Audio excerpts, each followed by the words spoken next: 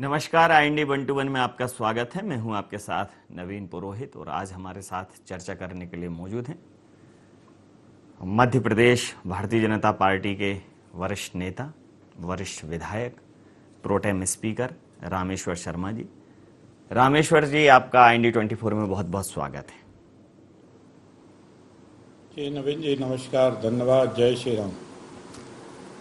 रामेश्वर जी, जिस प्रकार से पूरा देश, यहाँ तक कि ये कहें कि विश्व आह्लादित है एक बहुप्रतीक्षित निर्णय के बाद राम मंदिर का शुभारंभ होने जा रहा है निर्माण का, लेकिन मध्य प्रदेश में कांग्रेस के वरिष्ठ नेता राज्यसभा सांसद दिग्विजय सिंह जी ने कहा है कि राम मंदिर के निर्माण की खुशी है, लेकिन यहाँ की सरकार भी राम भरोसे चल रही है। आपकी प्रतिक्रिया चाहूंगा। देखिए, वैसे मुझे पॉलिटिकल प्रतिक्रिया इस समय देनी नहीं चाहिए, लेकिन मैं कुछ लोगों को बता देना चाहता हूं जी कि कुछ मूर्खों को ये भरोसा होता है कि दुनिया उनके भरोसे चल रही है। जी पर ये गलत है। दुनिया राम के ही भरोसे चल रही है, और जो राम के भरोसे नहीं चलता है, जी जिसका भरोसा राम पर नहीं होता है, जिसका भरोसा नारायण पर नहीं होता है, भगवान पर नहीं होता है, महावीर पर नहीं होता है, गौतम बुद्ध पर नहीं होता है, गुरु नानक पर नहीं होता है, जी उसका कोई माई बाप भी नहीं होता है। जी और ऐसे लोगों को आज नहीं तो कल जी अपनी हैसियत और औकात समझ में आती है। इसलिए हम राम पर भरोसा करते हैं। जी इसलिए हम ये कहते हैं कि राम के भरोसे चल रहे हैं, और परमात्मा से प्रार्थना करते हैं कि परमात्मा हमसे अच्छे काम कराइए, नेक काम कराइए, वो काम कराइए जो लोक हित में हो, वो काम कराइए जो जनहित में हो। और इसलिए हम राम पर भरोसा करते हैं, और इसलिए राम पर भरोसा करके हम राम भरोसे लेकर चलते हैं। और इसलिए हमारे पूर्वजों ने कहा है कि राम भरोसे जो रहे सो पाठे हरियाए, यानी पत्थर पर भी जो राम के भरोसे रहता है, दूबा वहां भी हरी भरी बनी रहती है, वो भी नहीं सूखती। कुछ बेईमान है जो खाते राम के देश का है और गाते पाकिस्तान का। जी, मैं आपसे जानना चाहूंगा कि चूंकि अब आप सदन के मुखिया हैं, लोकतंत्र के प्रहरी हैं, मध्य प्रदेश में यह कहा जा रहा है कि लोकतंत्र की हत्या हो रही है और सदन मौन है। अभी विधानसभा की जो है कार्रवाई भी स्थगित हुई और सब कुछ बड़ी अव्यवस्थित तरीके से चल रहा है। भारतीय राजनीति हर हमेशा संवैधानिक मर्यादाओं को लेकर चलती है जी, और सदन के अंदर जब हाउस आमंत्रण होता है, चाहे वो लोकसभा हो, चाहे विधानसभा हो, चाहे राज्यसभा हो या विधान परिषद हो जी, तब सदन की जो क्रियाकलाप है और सदन की जो कार्य पद्धति है, उसके व्यवहार से सदन और हाउस संचालित होता है। जी, सदन के बाहर कौन क्या कर रहा है जी, इस पर ना तो ज्यादा हमको कुछ कहने का अधिकार होता है जी, और ना हम ज्यादा किसी से कह सकते हैं। जी, इसलिए सदन जो है जी, वो जब सदस्यों को आमंत्रित करता है और उस विषय वस्तु पर चर्चा होता है, तो वहां सदन अपनी परंपराएं, अपने नियम से संचालित होता है। जी। रामेश्वर जी, जिस प्रकार से कोरोना की विभीषिका के चलते अब हर संवाद, हर परिचर्चा लगभग ऑनलाइन हो रही है, मुख्यमंत्री जी भी अपने मंत्रिमंडल से ऑनलाइन वार्ता कर रहे हैं, अन्य चीजें भी ऑनलाइन संचालित हो रही हैं, तो चूंकि सदन की चर्चा भी बहुत महत्वपूर्ण है, बतौर प्रोटेम स्पीकर क्या आगे आने वाले समय में अगर स्थितियां ऐसी ही चलती रहीं और चर्चा होना भी जरूरी है, तो कोई नवाचार आपके माध्यम से किया जाएगा कि जो सदन की चर्चा है उसको ऑनलाइन संचालित किया जा सके? देखिए, ऑनलाइन दो प्रकार का है। ऑनलाइन एक तो भरोसे का है जी। ऑनलाइन में जब भी आप संवाद होता है तो संवाद करने वालों के बीच में पारस्पर इतना स्नेह और भरोसा होता है कि जब वो विषय वस्तु पर चर्चा करते हैं तो एक दूसरे से उस विषय वस्तु के मेल और उस विषय वस्तु को संभालने के प्रति उत्तर आते हैं जी। और जब सदन संचालित होता है तो सदन में विभिन्न मतांतरण या विभिन्न दलों की अपनी प्रतिबद्धताओं को लेकर नीचे ऐसे निर्वाचित जनप्रतिनिधि आते हैं जी। जी। और वो जरूरी नहीं है कि वो हर बात से सहमत हों। जी। और जब ऐसी स्थिति में जब सहमत असहमति का जब प्रश्न आता है जी। तब ये जो वर्चुअल शब्द है, इसके माध्यम से ये ऑनलाइन जो सदन चलाने का संवाद की जो क्रिया है, उसमें थोड़ा सा मतलब मत भिन्नता आएगी।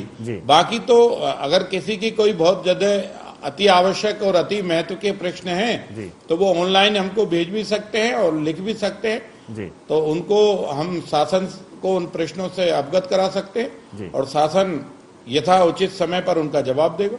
जी, तो सदन की कार्यवाही जो है अवरुद्ध ना हो और आवश्यक चर्चाएं होती रहें, या जो आवश्यक प्रश्न हैं, जैसा आपने कहा कि अगर कोई प्रश्न भेजता है तो उनका समाधान किया जा रहा है, तो क्या इस प्रकार की प्रक्रिया अभी संचालित हो रही है? इस प्रकार की जनप्रतिनिधियों के माध्यम से आपके पास कुछ प्रश्न आए हैं, कुछ शिकायतें आई हैं जिन पर सदन ने काम किया हो? नहीं, उसमें नवीन जी ऐसा है कि जो प्रश्न विधानसभा में प्रश्न उत्तर पटल पर प्रश्न उत्तर जो उसका चाहते हैं जी, उसका प्रश्न उत्तर विधानसभा की पटल पर ही दिया जाता है जी।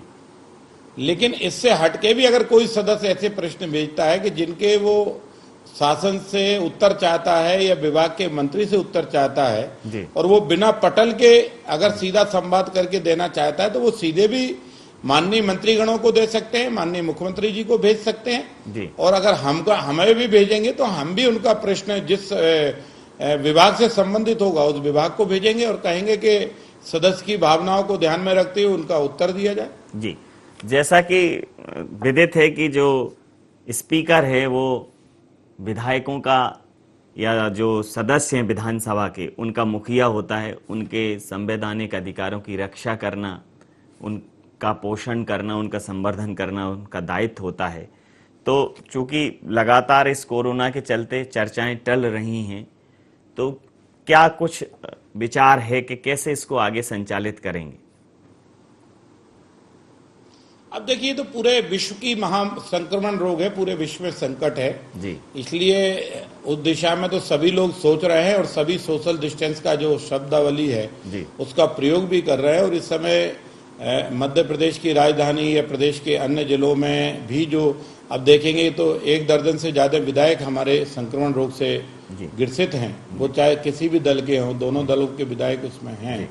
और रहा सवाल जो जैसे कि मैंने आपको पूर्व कहा कि 230 जो सदस्य हैं उस सदस्यों की भावनाओं का ध्यान रखना, उनका सम्मान रखना, ये हमारी नैतिक ड्यूटी है। उस कर्तव्य में जब भी आवश्यकता लगेगी तो सदस्य व्यक्तिगत तौर पर भी हमें अवगत करा सकता है और सदन के साथ साथ सरकार भी सजग है।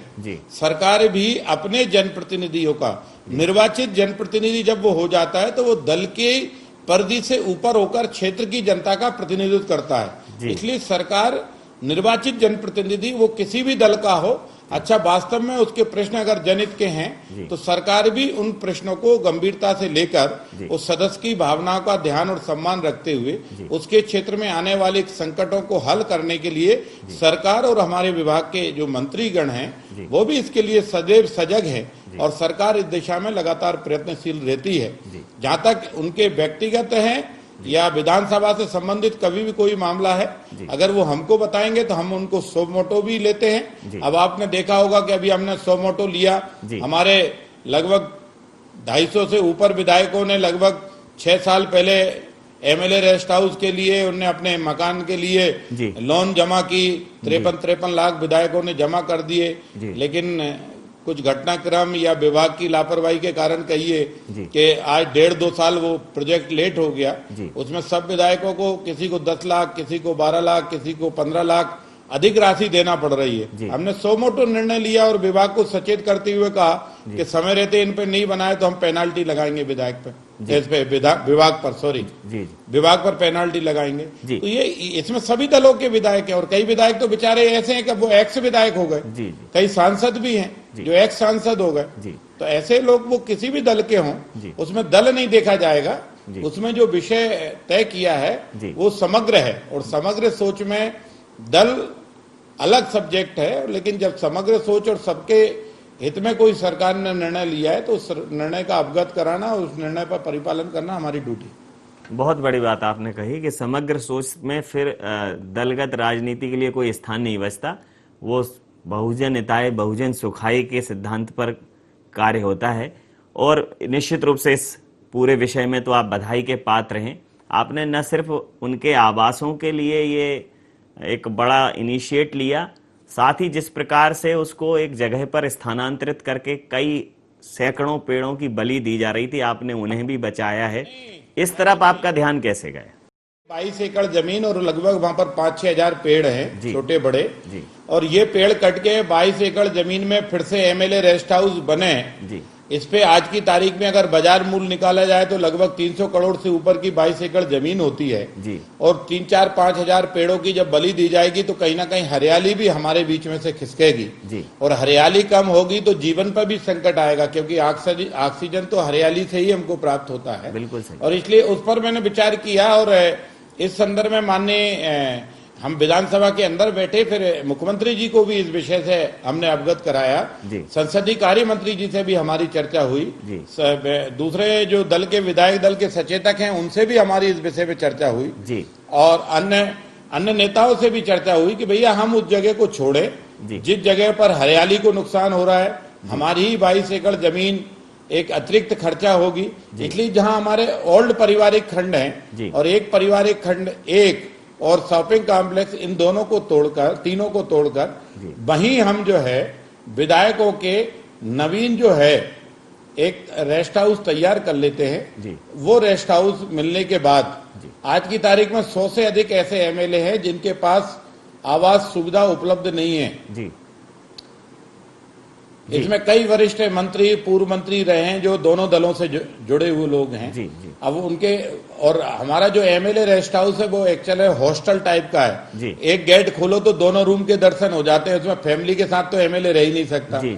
तो ऐसे समय तय किया कि भाई ये जो नए विधायक विश्राम गृह है उसको ठीक से उसी स्थान पर बनाया जाए तो एक तो जमीन बची इससे लगभग 300 करोड़ से ऊपर की राशि की जमीन होगी और दूसरे 5-6 हजार पेड़ कटने से बचे जो भोपाल की खूबसूरती और पर्यावरण में 4 चांद लगाएंगे।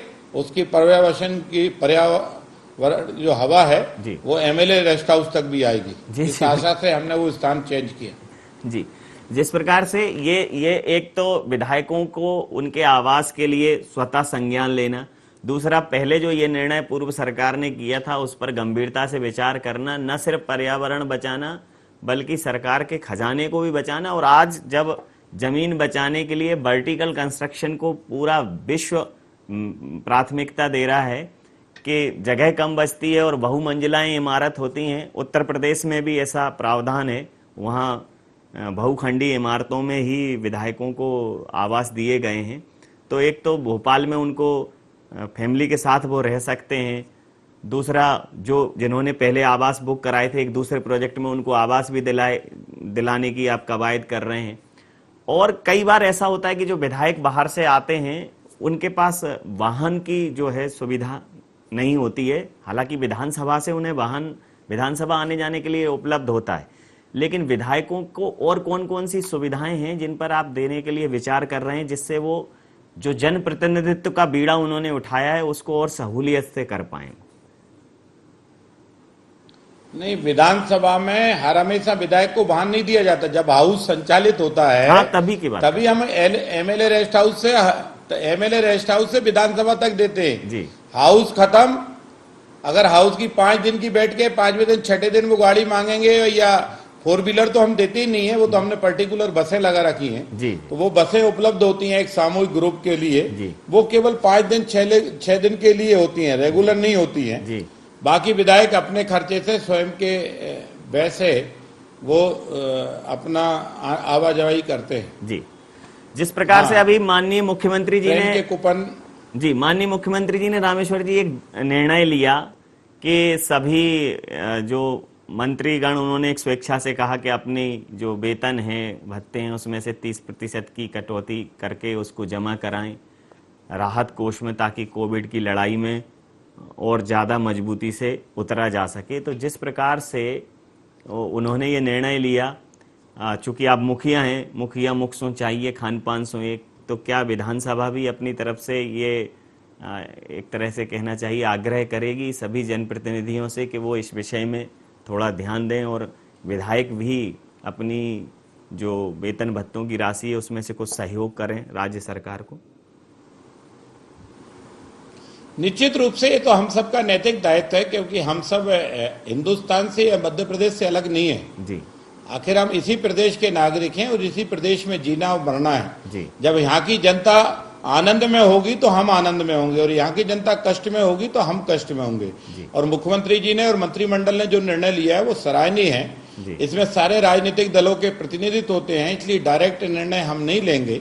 लेकिन हाँ, चूंकि आपने प्रश्न पूछा है तो हम सभी राजनीतिक दलों से आग्रह अवश्य करेंगे कि वो ऐसा प्रयत्न करें अपने जनप्रतिनिधियों से बातचीत और व्यवहार में कि आज की जो आवश्यकता है इस कोविड महामारी से लड़ने के लिए, संक्रमण रोग से लड़ने के लिए धन का खर्चा लगातार बढ़ता जा रहा है, और ऐसे में सभी लोग कहीं ना कहीं सरकार के साथ खड़े होकर या इस महामारी से लड़ने के लिए सहयोग कर रहे हैं। और ये बात भी सही है कि जनप्रतिनिधियों ने अपने अपने स्थान पर अपने अपने क्षेत्रों में संकट के दौरान सेवा कार्य किए हैं, चाहे वो भोजन के पैकेट बांटना हो, चाहे खाद्यान्न बांटना हो, ये सब काम किया है। लेकिन आज की आवश्यकता है, जिस तरह माननीय मुख्यमंत्री शिवराज सिंह चौहान जी ने और उनकी कैबिनेट ने जो निर्णय लिया है उसके लिए वो बधाई के पात्र है।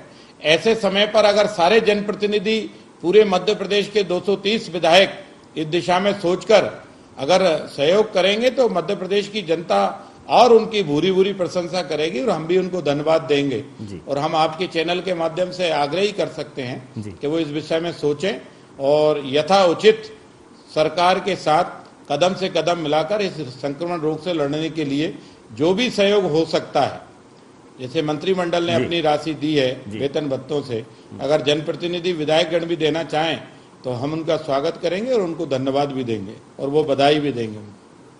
सदन की आसंदी निश्चित रूप से आपको किसी भी राजनीतिक टिप्पणी करने से रोकती है। वो कहीं ना कहीं आपकी एक प्रतिबद्धता है लोकतंत्र के प्रति, लोकतांत्रिक मूल्यों के प्रति। लेकिन मैं राजनीति से इतर एक प्रश्न पूछना चाहूँगा, एक जनप्रतिनिधि बतौर, एक नागरिक बतौर। आप हमेशा से बहुत सक्रिय रहे हैं सनातन संस्कृति के मूल्यों को जीवित रखने के लिए, और उस दिशा में लगातार आप काम भी करते रहे। राम मंदिर का निर्माण होने जा रहा है और पूरे प्रजातांत्रिक तरीके से ही हुआ है, माननीय उच्चतम न्यायालय के निर्णय से हुआ है, और आज आप देख रहे हैं कि सभी वर्गों से एक अपार जन समर्थन मिल रहा है। फिर भी कहीं कहीं से इस पर अनावश्यक राजनीति हो रही है, क्या कहना चाहेंगे? राम मंदिर के निर्माण पर तो जो लोग बोल रहे हैं वो बेअकल है, बेसमझ बात कर रहे हैं कि सर्वोच्च न्यायालय का दिया गया निर्णय, इससे बड़ी कोई संस्था नहीं है हिंदुस्तान के लिए। हम न्यायालय को भगवान के समान मानते हैं और न्यायालय ने सभी पक्षों को दिन रात सुनकर जो निर्णय दिया है हम उस निर्णय का सम्मान करते हैं, और उस पक्ष ने भी उस निर्णय का सम्मान किया है। और आज हम ये बात बड़े गर्व के साथ कह सकते हैं कि 500 साल तक जिन लोगों ने राम की मर्यादा, राम की संस्कृति, राम की सभ्यता के लिए अपने प्राण अर्पित किए, जो बलिदान हुए, जिनके परिवारों के बेटे बलिदान हुए, बेटियां बलिदान हुई, सिख गुरुओं ने भी हिंदू धर्म की रक्षा के लिए अपनी कुर्बानी दी, साधु संतों ने कुर्बानी दी। ये 500 वर्ष का अखंड जो संघर्ष हिंदुओं ने किया है, इस बात के लिए वो बधाई के पात्र है। जो राम ने दुनिया का निर्माण किया था, आज उस राम के भव्य मंदिर का निर्माण का वक्त आ गया है, और रामलला ने स्वयं अपने सबूत सुप्रीम कोर्ट को दिए, और सर्वोच्च न्यायालय ने उन सबूतों के आधार पर रामलला के पक्ष में निर्णय लिया। और भारत के प्रधानमंत्री श्रीमान नरेंद्र मोदी जी जो काशी विश्वनाथ के सेवक है, सेवक के नाते अयोध्या की धरती पर जाएंगे, उसको नमन करेंगे और वहां रामलला के मंदिर की आधारशिला रखेंगे।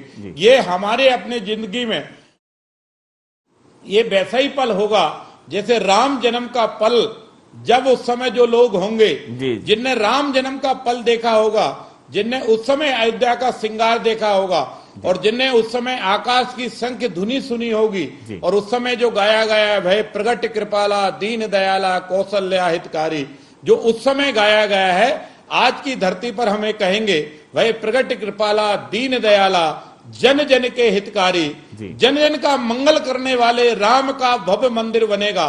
धन्य है भारत के भगवान श्री राम कि तुमने दुनिया को महल अटारी दिए, जिन नेताओं ने विरोध किया वो भी बंगलों में रहे, जी। जिनने संघर्ष किया उनको भी परमात्मा आपके आशीर्वाद से बंगले नसीब हुए, लेकिन आपने लंबे संघर्ष के बाद आज भव्य मंदिर की तरफ जा रहे जी। हैं। पूरे विश्व के वो मानवता के रक्षक राम, जी। क्योंकि राम करुणा निधि हैं, और राम की रामायण में चौपाई लिखा है, ईश्वर अंश जीव अविनाशी चेतन अमल सहज सुखरासी। जी। राम ने ये नहीं कहा कि ये जो मेरा अंश है ये केवल सनातनियों में है, जी। सब में जो ईश्वर को माने वो भी, क्योंकि राम ने रामायण में आगे एक चौपाई और कही है, जी। बिन पग चलई सुनई बिन काना कर विधि करऊ करऊ विधि नाना। भगवान क्या है? जो बिना हाथों के काम करके दुनिया को दिखाता है। परमात्मा क्या है?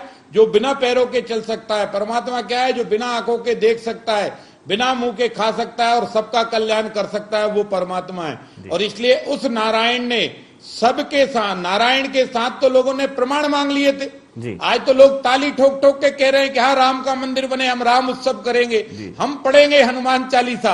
अरे लोगों ने तो मेरे नारायण को काल्पनिक बता दिया था और राम सेतु पर हथौड़े चलाने की तैयारी कर ली थी। धन्य है मेरे भारत के भगवान कि जब जब संकट आया तो तूने चमत्कार करके नहीं, तूने मनुष्य रूप धारण करके इस संकट से लड़ाई लड़ी। जब संकट आया, राक्षसों का भय प्रकोप बढ़ा, तो तूने कौशल्या की कूप से बच्चे के रूप में जन्म लिया, तूने धनुष विद्या सीखी, तूने राक्षसों का वध किया, मां सीता से वैदेही से आपने विवाह रचाया, लौट कर आए, राज की तैयारी थी, राज न किया, कैकेयी मां ने वर मांगा, उस वर को दशरथ ने स्वीकार किया। राम आप अयोध्या से वन के लिए चले गए, आपने केवट को गले लगाया, आपने सबरी मां के जूठे बेर खाए, आपने जाति और भेद बंधन की जो वकालत लोग करते हैं उनको समझ लेना चाहिए कि मेरा राम क्या था। मेरा राम केवट को गले लगाने वाला था, मेरा राम सबरी मां के जूठे बेर खाने वाला था, मेरा राम गिद्ध को गोदी में रखकर आंसू बहाकर उसके किए गए काम का धन्यवाद ज्ञापित करने वाला था, और मेरा राम रावण को भी कई बार संदेश पहुंचाने वाला था। मेरा राम सेतुबंद रामेश्वर के तट पर बैठकर समुद्र से रास्ता मांगने वाला था, और जब रास्ता नहीं दिया तो राम ने अपना बाण उठाकर कहा कि विनय न मानत जड़ जल गए 3 दिन बीत, बोले राम शकोप तवे भयवेन होय न प्रीत। तो समुद्र देवता भी आ गए। राम और हनुमान की ये जोड़ी पूरे विश्व का कल्याण किया।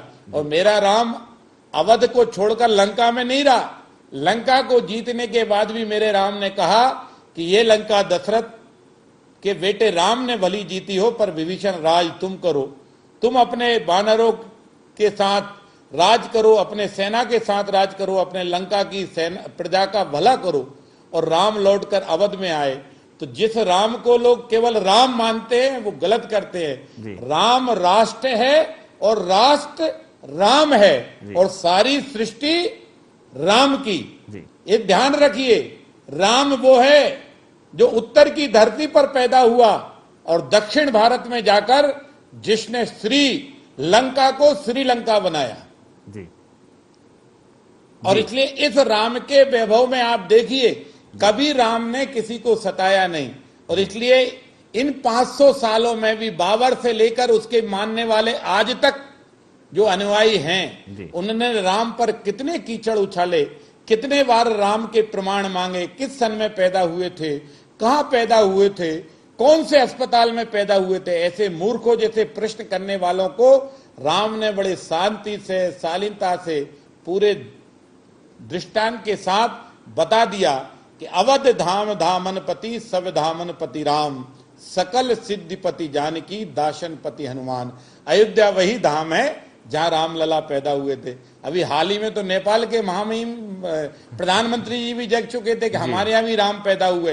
हाँ, राम का नेपाल से वास्ता है, क्योंकि नेपाल में रहने वाले लोग राम को मानते हैं और राम में आस्था रखते हैं। लेकिन नेपाल के वर्तमान प्रधानमंत्री चाइना में आस्था रखते हैं। लेकिन ध्यान रखना, चाइना में आस्था रखने वाले नेपाल के प्रधानमंत्री जी महोदय, एक दिन वो आएगा कि चाइना से मानसरोवर लेंगे और मानसरोवर से लेकर वहां भी रामराज की कल्पना को साकार करेंगे। और चाइना का जो तांडव हो रहा है मनुष्य जाति के खिलाफ, उसका मुंह तोड़ जवाब भी यही राम भक्त और यही राम हिंदुस्तान का जाकर देगा।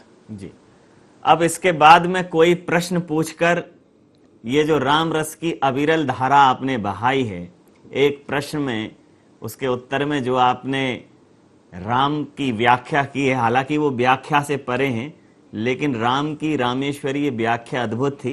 नहीं, राम की व्याख्या करने की हमारी हैसियत नहीं है। मैं वही कह रहा हूं कि राम की व्याख्या करने की किसी की हैसियत नहीं है। राम की रामेश्वरी राम है। तो स्वयं पूर्ण ब्रह्म परमात्मा है। जी जी। लेकिन राम परमात्मा क्या की व्याख्या नहीं, परमात्मा तो भगवान हरि अनंत, हरि कथा अनंता। जी। गावें सुने बहुविधि संता, तो जो संत प्रवृत्ति के लोग होते हैं उसको कहते सुनते जरूर हैं। तो जिस प्रकार से आपने कहा है, इस पर अब कोई प्रश्न पूछकर, कोई और आवरण चढ़ाकर मैं इस धारा को, इस रस को बेस्वाद और बेसुरा नहीं करना चाहता। निश्चित रूप से हरि व्यापक सर्वत्र समाना, प्रेम से प्रकट होए में जाना। तो अब पूरा देश प्रेममय है और बहुत ही और जाकी रही भावना जैसी जी। प्रभु मूरत देखी तिन तैसी, कईयों की भावना जैसी होती वैसे ही भगवान देखने लगता है। जी जी। तो बहुत ध्यान रखना, हिरणा कश्यप ज्यादा ना बने, नहीं पहलाद वहीं पैदा होगा। जी जी। बहुत शुक्रिया आपका हमारे साथ जुड़ने के लिए, बात करने के लिए। IND 121 में आपका बहुत बहुत आभार, धन्यवाद। तो हमारे साथ जुड़े थे प्रोटेम स्पीकर रामेश्वर शर्मा जी। लोकतांत्रिक प्रतिबद्धताओं के चलते उन्होंने भले ही कोई राजनीतिक टीका टिप्पणी ना की हो, लेकिन राम मंदिर निर्माण को लेकर वो बहुत ही उत्साहित दिखे, आह्लादित दिखे, प्रसन्नचित्त दिखे, और राम को लेकर उन्होंने जो भी अपने उद्गार प्रकट किए वो अपने आप में अद्भुत थे। तो IND 121 में इतना ही। आप बने रहिए IND 24 के साथ और देखते रहिए IND 24। नमस्कार।